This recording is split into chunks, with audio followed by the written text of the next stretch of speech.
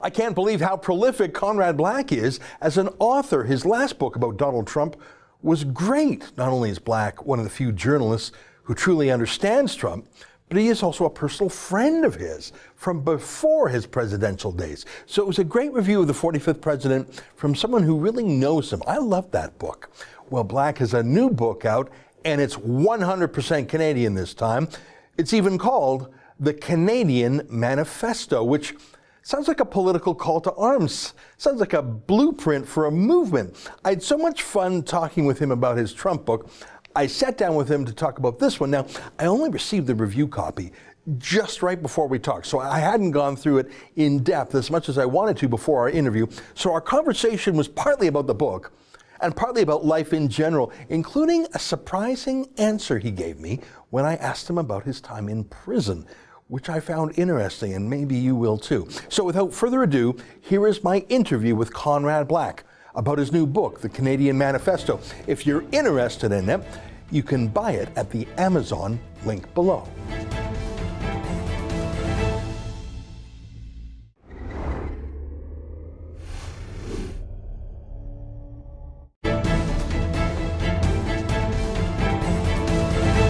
Thanks for taking the time to meet. I have to tell you, the first thing that stood out to me about this book was how short it was. Yes. And I was thrilled because I have your other books. They're about this thick. Why did you write something that was 166 pages? Well, I've been, ever since John Turner objected that I was causing him arthritis, holding first my Roosevelt book, then my Nixon book, and then my history of the U.S., and then my history of Canada, I've been slimming it down, and I got down to about 220 pages in my book about President Trump. And I'm trying to turn into a pamphleteer, you see. I'm grateful. Then your sales go up. Well, you know what? It's daunting. With this book, you could tear through it in one long sitting on the throne or something. I mean, it's a good book. Yeah. It's a flight from here to Montreal. That's a nicer way to put it. That's a nicer way to put it. But it's called a manifesto, and I read it, and it felt a little bit like a political party's platform. Is that what you're thinking? Yeah, well, I give the historical background for it, and then I make some policy ideas. So it is like a political party's platform. All right. Now, have you consulted with any politicians? I mean, you're a bit of a politician yourself, even though you have no elected office. You're weighing into... No, I'm a legislator in another country. There you go. Yeah, yeah. But have you bounced this off Canadians? Did you consult with Canadian politicians? I showed it to yes, a couple of people. I think it would not be fair to say who, but that are elected, and they're from a bit of a range of the political spectrum. Mm-hmm. And they made some suggestions, actually useful factual suggestions, but not particularly policy ones. Now, the subtitle of the book is How One Frozen Country Can Save the World. That was my publisher, Ken White, who came up with it. It's a great line. Yeah. It's funny. It's a little bit of un-Canadian chutzpah. It's a little bit, yes. Canadians are modest. We're sorry after you, sorry. Exactly. It's a little Trumpy to say, we're going to save the world. Are you serious? I thought the reference to Canada being frozen played into a caricature Canadians don't like. Because they don't like being thought of that we're living in igloos up here. But I got to tell you, right now it looks like we can't even save ourselves, let alone save the world. We're a mess right now. Foreign affairs, for example, save the world. I think the government's not doing well. We can't even get our phone calls answered. It's still a great country, but the government's not doing well. Well, first we got to save ourselves before we save the world. Yeah, the fact is, if you get into it, Ezra, as you know, the definition of saving the world is in fact making Canada sufficiently noteworthy and recognized in the world because of its level of good government, if the program enunciated here is followed. It isn't save. We save the world by saving ourselves, so it's not as contradictory as it sounds. You broke this book into 3 parts. The first is sort of a history, pointing the way.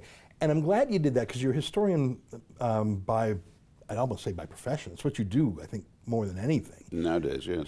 And it's a good reminder. Sometimes we think, we haven't done much here in Canada, but we've actually done a lot. Not true. We've had a very distinguished history. And we often think about the Quebec quarter of our country. Yes. But we've managed to do that without, as you point out, a U.S. Civil War, without the Irish challenges Seceding, of the UK. Yeah, I mean... After the frankly, the British almost, they starved them out of their island.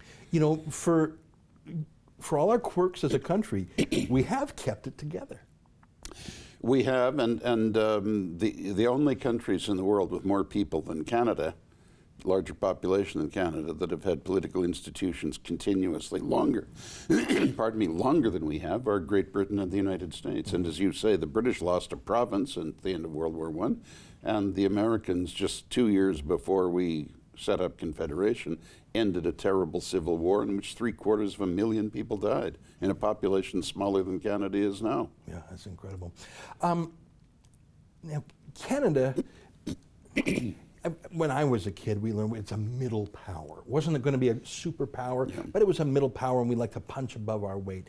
Does it matter? I mean, there are great countries that are middle powers that I don't think aspire to save the world. Switzerland is an example that comes to mind. I don't think the Swiss want to double their population and throw their weight around. I think they're just happy being Swiss. No, but they've made a vocation of what they have. As you know, it's a trilingual country, and it's between the traditional great powers of continental Europe, and it's sort of a haven country, and it's a small country, so it could never aspire to more, so it does well at what it can do. But you might as well say Luxembourg's a wonderful tax haven country. So is Monaco. The Kuwait's a good petrostate. But if you only have a little country, you can't do that much with it. I don't think we're that little. We're certainly geographically. No. I'm saying we should distinguish ourselves from those others because, not in disparagement of them. Mm-hmm. The Swiss make the absolute most of what they have, and I don't think we do, and that's my point. You know, under Stephen Harper's prime ministership, I think Canada did have a moral force in the world that was larger than our size. On Israeli matters, yes, and to some degree opposite Russia and China, yes. That's exactly what I was... But you can't do much, if that's what you're going to do, you can't do much unless you pay your way militarily, and we didn't do it. If we had, we could have had much more influence in NATO, I think, and in the United Nations. Well, by contrast, our current Prime Minister has made such an obsession with getting on the Security Council of the United Nations, which I think is just nothing but a bauble, but a bragging point. And in his path towards that, I think he's burnt so many of our key relationships. But even if we were to, what's the point? Who cares if we're giving out foreign aid to corrupt third world countries? Who cares if we're at the front row of a corrupt institution like the UN? Does it really matter? We should be leading the movement to reform the UN. We were a co-founder. We have a good reputation there. We've earned the good reputation. I mean, I think a lot of it's nonsense, as you do, but that's not the point. As it is now, it would absolutely horrify its founders. And it's a primal scream therapy for the most disreputable regimes in the world. And we are the logical people to lead the reform movement. I want to ask you about immigration. You talk about immigration, and you are politically incorrect enough to say we got to watch out for Islamism. We got to watch out for people who would want to. We've got to watch out for unassimilable immigrants. Well, okay, let's talk a little bit more about that, because there is no one in our Canadian political firmament right now who is saying that. They're saying keep out security threats, but that is a very different thing from keeping out someone who does not believe in the equality of men and women, does not believe in the separation of mosque and state. And has no ambition to assimilate to either official culture in this country. How do you do that? I have no you redefine your criteria. Give me an example. And this is a very practical issue, and I think that this is an issue where the elites are on one side and the people are on the other. I refer to an Angus Reid poll that shows only 6% of Canadians want more immigration. 49% want less, and yet we have Justin Trudeau saying we're going to give you more than ever. My own view is we need more population. So I'm not a small number of immigration people. We want assimilable people. Where are they going to come from? Well, I think, believe it or not, we could get some from the United States. I think we could get a good many from Central and Eastern Europe. Right now, if you look at where Canadians are coming from, new Canadians, China, Philippines, Pakistan. I have nothing against any of those countries as long as the attitude of the applicants is the correct attitude. Well, let's talk about Islam, and that's tough to do. But no, it's not tough for me to do it. How do you? I agree with you. I mean, Chinese Canadians, Filipino Canadians, integration, assimilation. I don't sense that's a problem. And with most Muslims, I don't sense it's a problem. Not a problem. I mean, look, some of these street gangs are Vietnamese. They're dangerous, but the Vietnamese in general are welcome here. They're ingenious people. Many of them speak French from the French days. How do you deal with the Islamism? I'm not talking about a Muslim. I'm talking about the political ideology of Islam as being superior to the secular law of the land. Quebec is reacting to this. We can't have that. Look, I don't particularly get into this in this book, but on the issue you raise, I'm happy to talk about it. We cannot have Sharia law in this country.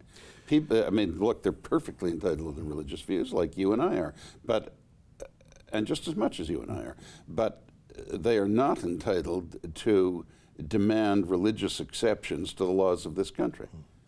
I only mention that because when I read that you want Canada's population 50, 60 million, I thought, they're not going to come. I mean, wouldn't it be great to get people who... if we did it right, we'd get a lot of people from Belarus and Ukraine and Russia and so forth. We'd get a lot. And look, I want to be clear. Everybody's welcome. It's not a race thing. It's not a religion thing. It's an assimilability thing. Well, okay. I want to talk a little bit about that because high immigration is good for landlords, drives up rents. It's good for factory owners, drives down wages. But I'm not sure if that works in today's economy. I'm worried we're teetering on the edge of a recession. I guess you're thinking in broader sweeps than that. We may achieve the utter... Now, we're straying from my book, but that's fine. I mean, free speech prevails in my house. We'll get back to the book. No, but we may achieve the astounding feat of having a recession in this country while the United States is having the greatest economic boom in its history. How do we get along with the United States? Because Stephen Harper, I think, bit his tongue and went along with Barack Obama for the good of Canada. And I think he actually got a grudging respect in return from Obama. It wasn't until Harper was gone that Obama nixed the Keystone XL, for example. How does Canada stay Canadian and get along with our biggest ally and trading partner? Oh, you can do that. Mulroney did it very well. Mr. King did it very well. The Americans have no desire to tell us what to do. They don't want to meddle in this country the way Brussels meddles in the governments of the member states, because ostensibly the European Union is seeking an ever closer union. It's falling apart, but that's not the point. In Brussels, they're still seeking it. The Americans don't want to dominate us. They just want arrangements with us that they're happy with, that's all.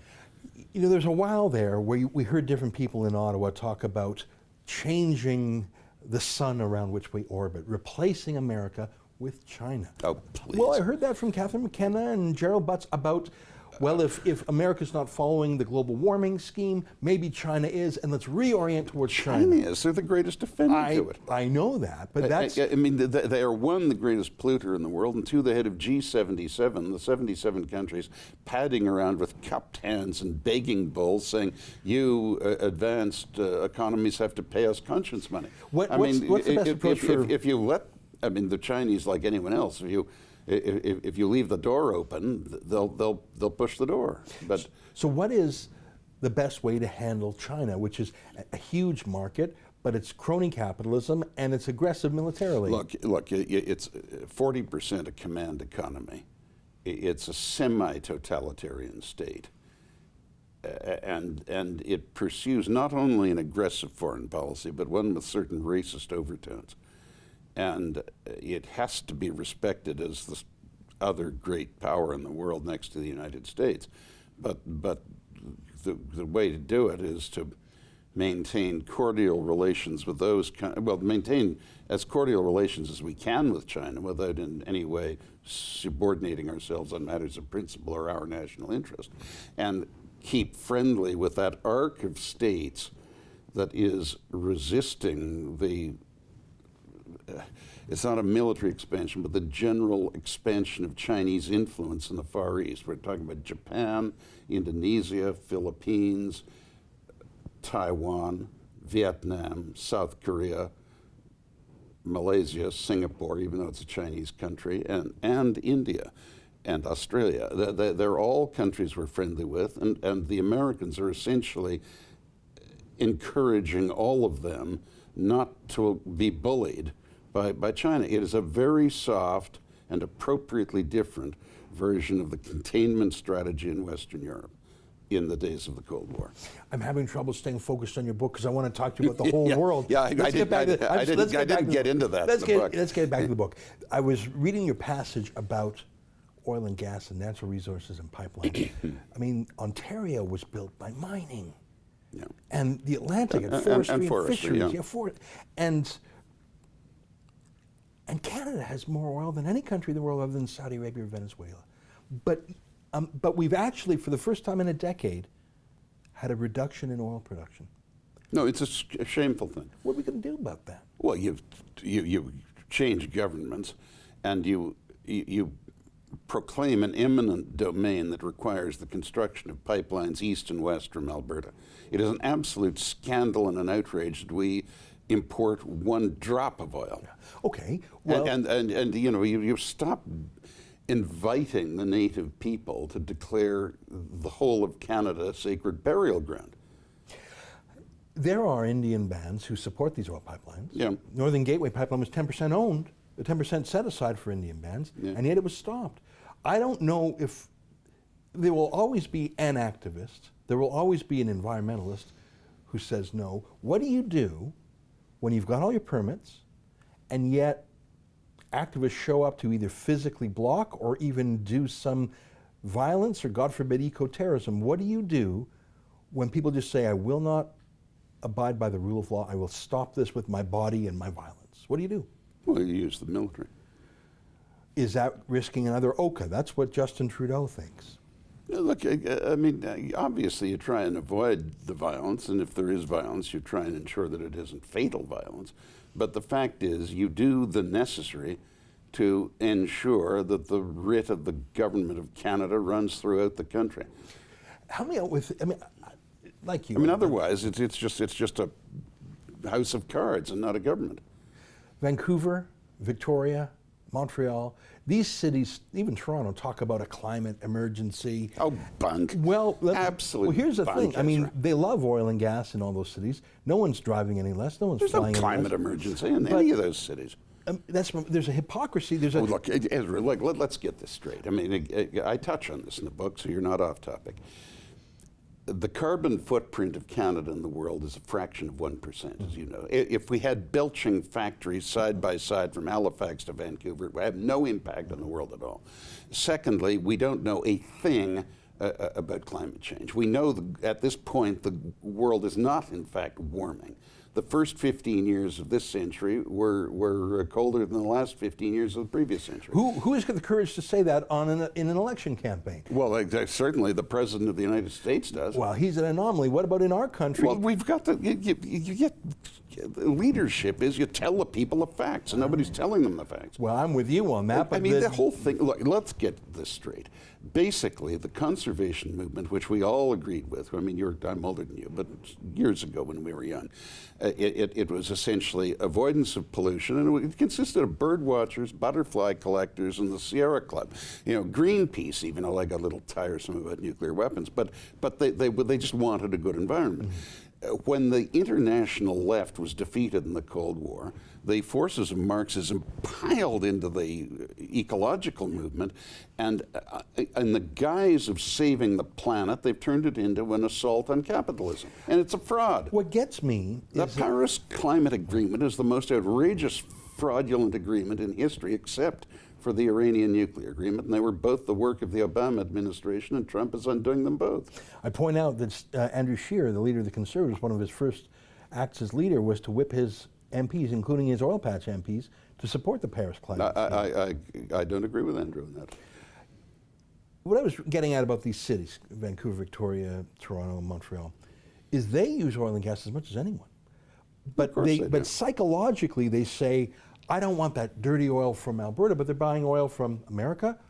Yeah, Ezra, I think you spent, I mean, it's your job, so you need to do it. I'm not criticizing you, but you're missing the silent majority here. The silent majority don't think like that. Well, okay, you used to bestride this country in your newspapers, and I worked for the National Post when you were the proprietor of it, and I felt like we were pushing back against that narrative, that consensus narrative. I felt that way when I worked for the National Post 20 years ago. Well, it was part of my reason for founding the National Post. But I look around, and my chief complaint, but how do you stand up against the Paris Accord? How do you stand up for pipelines? How do you stand Well, you just do it. But what if 90% of the voices in the country at the discussion table are the think-alikes on the vanilla left?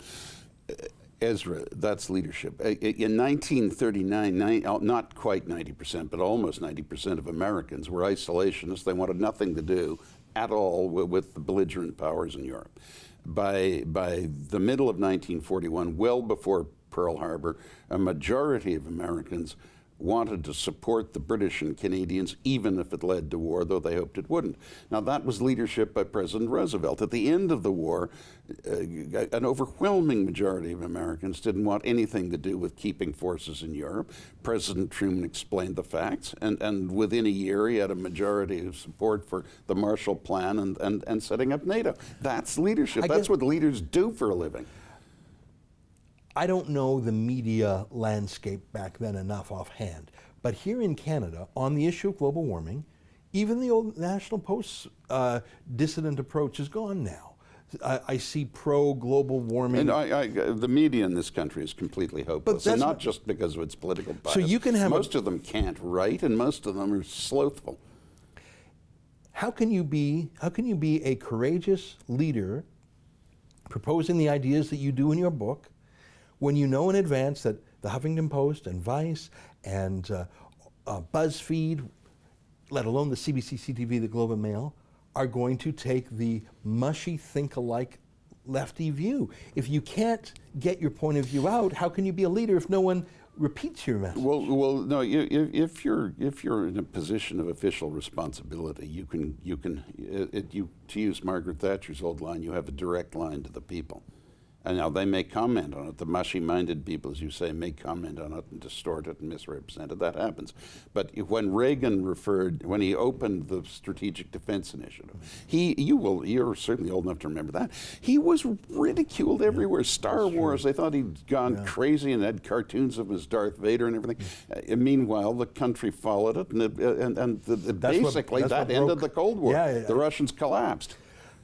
The Soviet Union. Yeah, I know. Not the Russians. Well, listen, I read your book, and it's called a Manifesto, so you got my attention, and it was a nice short read, 166 pages. No, but it is. I do propose a lot of policy alternatives in different fields. All right, go through some more of them, because I read the book quickly before. Look, on the tax side, I don't want to sound too simplistic. These are complicated matters.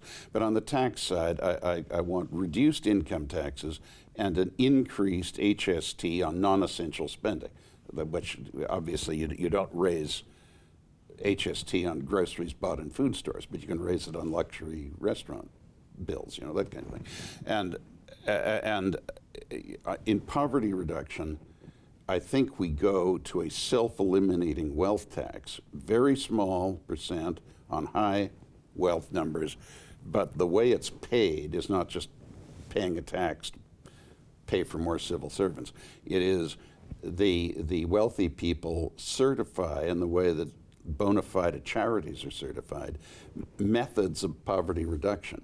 And as statistically defined poverty is reduced, the tax is eliminated. So you give the wealthiest and most commercially and economically astute people in the country an incentive to help eliminate poverty, and you align exactly the interests of the poor people and the rich people. I think we've gone as far as we can go with our well-intentioned but now overmanned and rather inefficient welfare system. So you're saying you're calling on private individuals to solve the problem of poverty as a way to get out of their wealth tax. Is that what you're saying?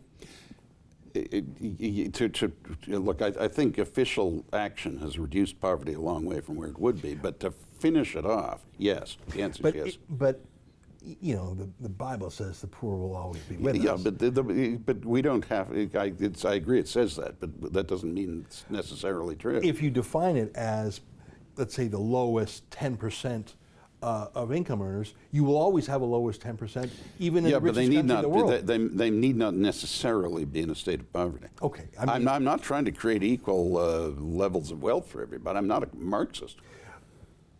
I think that I'm an anti-Marxist. There's a great tradition in in Canada, and even stronger in America, of wealthy people doing enormous charitable acts. Indeed. That, I think part of that is made possible if people are allowed to get wealthy in the first place. Of course. And also if we... Don't imagine for a second I'm trying to stop that. I'm cutting income taxes in my plan. People will get wealthier. It's just that the tax they pay will be a slightly different tax. I think, I mean, listen, I've never been wealthy enough to donate a hospital wing or anything like that, but I would imagine people do that partly for the pride and the joy and the feeling that I'm a community builder. But I think there's been a demonization of wealth and the wealthy. Bernie Sanders, that whole Alexandria Ocasio-Cortez, there's a new love for socialism and a misunderstanding of socialism and capitalism, I think, from millennials. And I'm worried that we're demonizing, look at Howard Schultz, who's thinking of running as an independent for president. That was a complete jackass. But he started with nothing. Yeah, He really he's did. fine as a businessman, but as a politician, Right. he's a jackass. But some of his clips that I've seen online are startling. He says, look, we have to keep with the American way. It's what allowed me to go from poor to wealthy. And he's a conservative Democrat, which is basically doesn't exist anymore. And that's my point, is that the Democrats have demonized wealth and wealthiness so bad. I'm worried that that's undermining the American dream. I blame some of this, and it certainly wasn't what they intended, but on these immensely wealthy people making sort of leftist gestures, like Warren Buffett and Bill Gates saying, "I'm not leaving anything to my heirs." You know, I mean, Uncle Warren padding around in his corduroys and his viola shirt and masquerading as just the friendly uncle in the old age home or something. I mean, it's wonderful PR for him, and he's a brilliant man, and to the very small extent I know him, he's a very courteous, nice man too, but a tough businessman. Naturally, that's how he got so wealthy. But it sort of invites the next step to Sandersism. Look here, these guys aren't leaving their money to anybody. Why the hell did they make it in the first place? And why shouldn't we take it now instead of waiting for them to die? You know, I tell you, there's 100 things we've talked about that I could go down deep, but I want to come back to the book. We've talked a little bit about taxes. We talked about oil and gas. We talked about immigration, my favorite subject. Sorry we took so much time on it. We talked about foreign affairs. Terribly important subject, though. Now, what about, I think that constitutional matters were pretty much put in the freezer during Stephen Harper's tenure. Yes. Western alienation was evaporated. You had a Calgarian in 24 Sussex Drive. Quebec was appeased, I think, because Harper was not part of an age-old feud himself. It allowed him to, that's my theory. Look, he spoke French tolerably well. They didn't like him down there, and No, they but didn't they- give him much support, but at least he But spoke separatism- French tolerably well. He recognized Quebec as a distinct society. And separatism was the dog that did not bark. There was no referendum I wouldn't crisis. credit Harper with But that. look at Canada now for 3 years of Trudeau. I can tell you, Alberta. Alberta has been treated outrageously. But even, I think that you see province after province turning against the hard-fisted tactics of Trudeau on the carbon tax, for example. It's a ridiculous tax. What Look, if you have to raise taxes, you have to raise them, but don't pretend you're saving the planet. Yeah. And that's why Macron has these gilets jaunes out there. I mean, the French don't like paying taxes, but they would pay it if they have to, for a valid reason. But the idea they're paying it to save the world's climate is just a load of codswallop, and they know it. Well, let's talk about the gilets jaunes, the yellow vest protests, which have been going on for almost pretty much half a year now. Yeah, well, you can't deal with them the way Macron is. In Canada, we have some people who put on yellow vests as a symbol of being dissident, but it's not a real movement. This is just more Canadian imitative. but- I mean, let them put on Sure. pink toques like the women who were complaining about Trump a few years ago. But the great use of that is that it's allowed Justin Trudeau, Chrystia Freeland, Ahmed Hassan, Ralph Goodale, all the Trudeau senior cabinet to say, we have a tremendous problem in Canada with neo-Nazis, alt-right, and white supremacists. I think that's going to be their theme going forward. First of all, do we have a problem in Canada? Won't fly. You can't frighten Canadians about Are Canadians. you sure? I'm confident. On that one, I'm confident. The average Canadian knows, of course, in any society, there are some crazy people and there are some extremists, and you you can't take their rights away, but you got to watch them closely to make sure they don't do really seriously bad things. But that Canada has a real problem, that our society is threatened by the numbers and ferocity of these people, bunk, and everyone in this country knows it's bunk. Well, I hope you're right. The CBC sure likes that theme. Well, they do. But the answer to that is get better media, not change society. Well, now you're talking my language. Claude Wagner, I supported for leader when he ran against Joe Clark. He used to quote Duplessis and say, "Le peuple est bon." The people are good. Yeah. It's the elites that are not so good. Yeah, well, I like that. Your take on that. Well, that's funny because you're a lord, the House of Lords. It's a very meritocratic house, though. They're only a few inherited ones. They're all life peers now. And I think partly because of how you carry yourself, partly because of your vocabulary, and partly because, media tycoons. That's a certain image. You would normally be called fancy, but you have this populist streak to you. You're a Trumpist, which by definition means you're a sort of a you sympathize with the blue collar workers in a way that I don't think most people in your station would. How did that happen? I always find people interesting. Everybody has their story to tell. I mean, when it was an outrage. It's widely recognized now to be an outrage, and the last shoe hasn't dropped yet, but it will, on the legal problems I had. Everybody in the media here was saying, "Oh, well, when he gets to an American federal prison, they'll do terrible things to him," and so on. I got on like smoke with everybody. When the public address system announced that I was under a Supreme Court release order, 200 people wanted to accompany me to the gate. I mean, I'm interested in people. Well, I am what you said. I'm an educated person. I'm a well-to-do man, and my father was a well-to-do man. But and I certainly know a lot of socially prominent people, but in various countries. But I'm interested in everybody, not just rich people. Well, I've seen that. I mean, I've seen you when a 17-year-old cadet said hello, and you stopped and you talked to him for 15 minutes about I've seen you do that. It's not just, it's amazing. It's a personal skill. Can I just ask you one more question? I've never asked you about your time in prison, and maybe you don't want to tell me, but I'm curious. Because talk about a fish out of water. I mean, if it weren't so grave and unjust, that would be a hell of a movie. It had its humorous moments. I was going to say, that's a hell of a.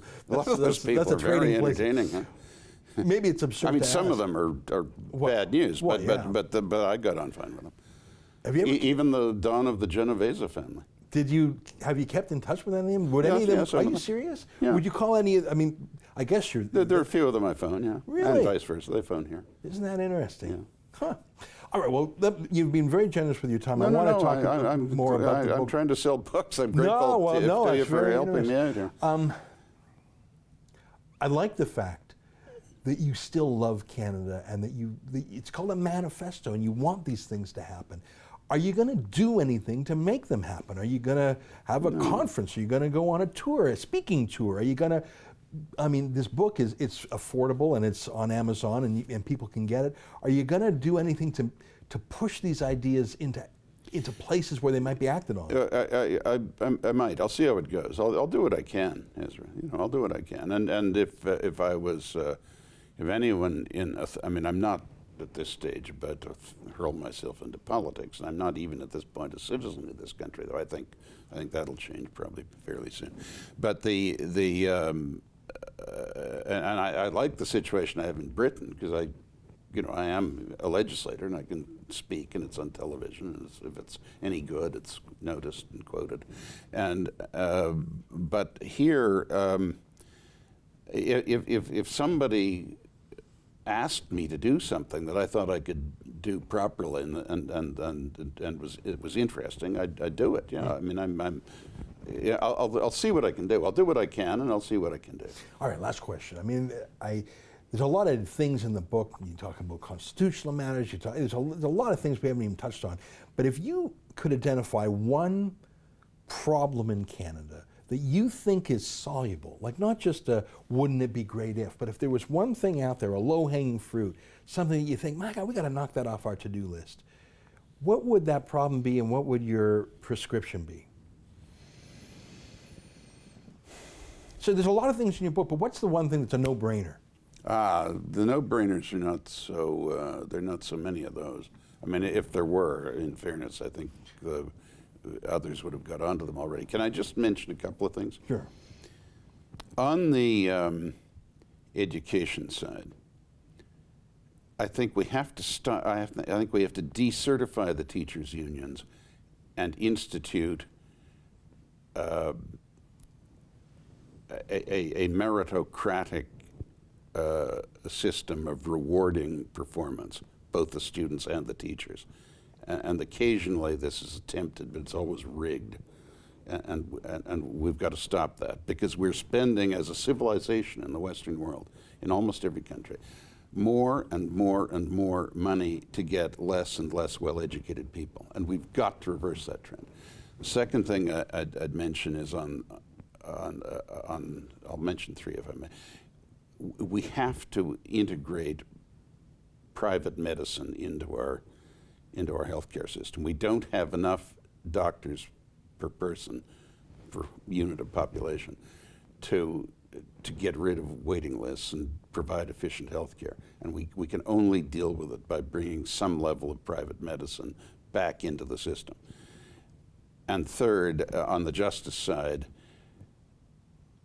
other than in the most egregious cases, we should not imprison any nonviolent first offenders. It is nonsense. It's just done because it's always been done. I'm all for punishing crime, but there are much better, more efficient, more just, and less costly ways of doing it. Yeah, interesting. Well, listen, I'm amazed at your output. The number I got to keep up with you. I mean, you've written. Well, if you make the book short enough, you can put them out quickly. Well, you've written more books than a lot of folks have read. I like the fact that this and your Trump book, which was great, is so accessible, and I'm grateful because I mean I love your thick history books, but. No, but in fairness, the life of Franklin D. Roosevelt, if you're going to be serious, you can't do it in 200 pages. Right. He was a four-term president. Well, I congratulate you on this new book, and we'll send this video to our folks out there. And I think in this country, people are, after 3.5 years of Justin Trudeau, I think people are looking for someone who loves Canada, who's maybe studied Canada a little bit and knows our history and has done some serious thinking about the future. That's you. I want to say I personally like Justin Trudeau. I think he's a very genuinely nice man. And smarter than his detractors say, but I do not think he's had a successful government, unfortunately. It's been a disaster. Well, it's great to see you. Congratulations on the new book, and we look forward to your next book as well. I mean, and for me, I think the test will be, can your ideas in the manifesto, which suggests action, can they take root in this country? I hope they will. Thanks so much, Ezra. Thank you. That's an excerpt from the Ezra Levant Show. Every day I do a video monologue and then I interview an interesting guest, and then I end by reading my hate mail. But you've got to subscribe to it, which you can do at therebel.media/shows.